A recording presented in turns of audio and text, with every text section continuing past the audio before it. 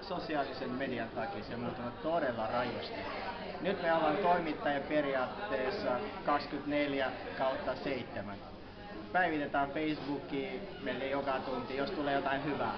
Koska meillä esimerkiksi Yleisradion venäjänkielisillä sivuilla on Facebookki.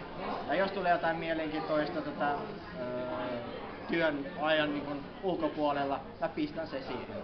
Periaatteessa toimittajan kuva laajentunut, palkka jäi sama.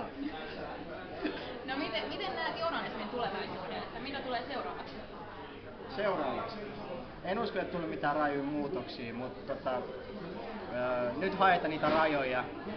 Niin sanotusti tehdään koko ajan Big Brother journalismi. Mutta luulisin, että tämä menee kohta konkurssin toi ajattelutapa ja me palataan taas laatukriteereihin, joihin periaatteessa journalismi niin perustuu.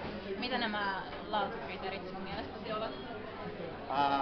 No, tehdään analyysiä, niin kun valmistaudutaan ennen kuin tehdään juttua. Haetaan jutuista ideaa, eikä jotain kaunista kuvaa, ulkopuolista kuoria, vaan niin sisältöä. Siihen me palataan kohta takaisin. Mä uskon siihen. Hyvä, kiitos. Hyvä, kiitos.